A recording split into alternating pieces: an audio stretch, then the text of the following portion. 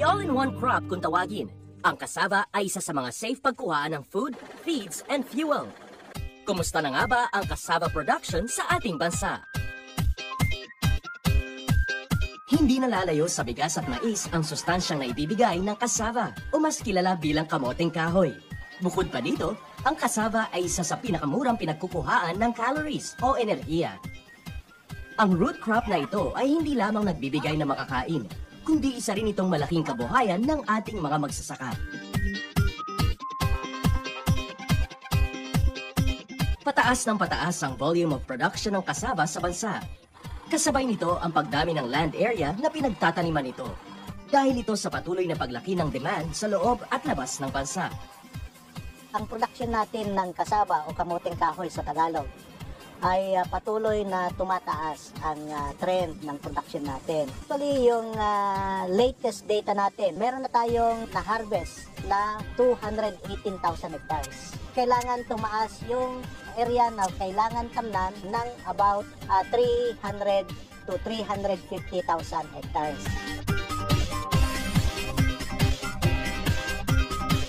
Hindi nagpapahuli ang Central Luzon sa produksyon ng cassava. Libo-libong ektarya ang tinatamnan ng cassava dito sa Pampanga. Kaya malaki rin ang naitutulong nito sa mga farmers mula sa pagtatanim hanggang sa post-harvest activities.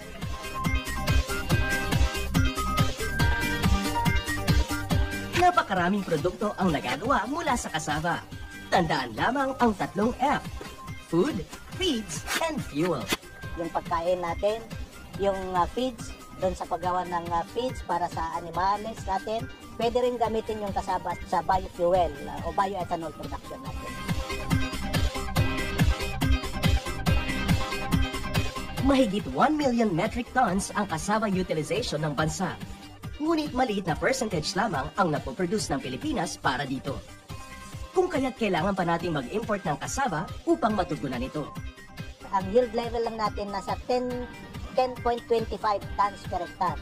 Pero sa ibang bansa, kagaya ng Thailand, nasa 20 tons na yon.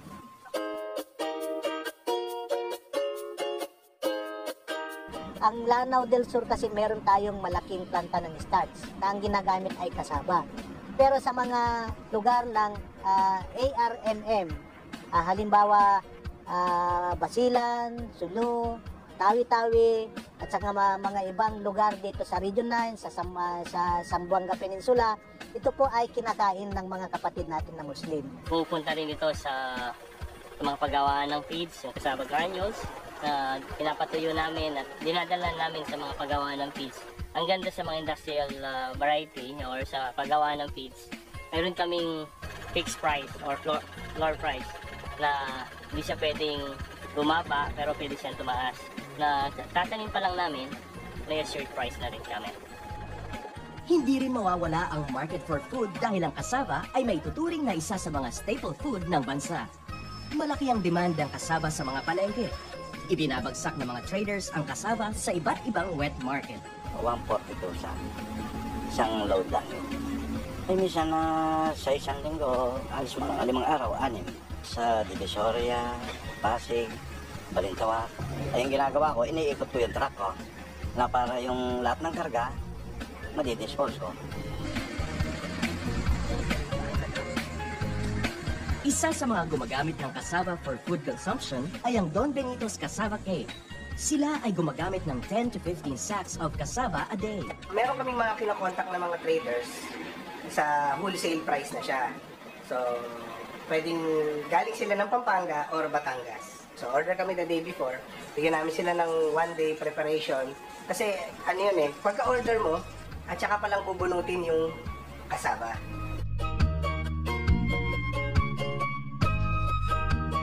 Cassava is considered as one of the staple foods ng Food Staple Sufficiency Plan ng gobyerno. Nais nitong mapalaganap ang pagkonsumo ng cassava at mapataas ang production nito.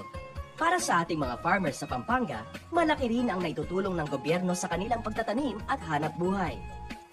Naglaan sila ng malaking pondo para dito, like mga pagbibigay ng mga tractors sa mga LGU for cassava area. Nagbibigay din sila ng mga granulator, nagbibigay din sila ng mga planting materials napakadaming suporta pa rin. Nagbibigay din sila ng mga stakeholders meeting, seminars at mga training na binibigay kada region buong Pilipinas.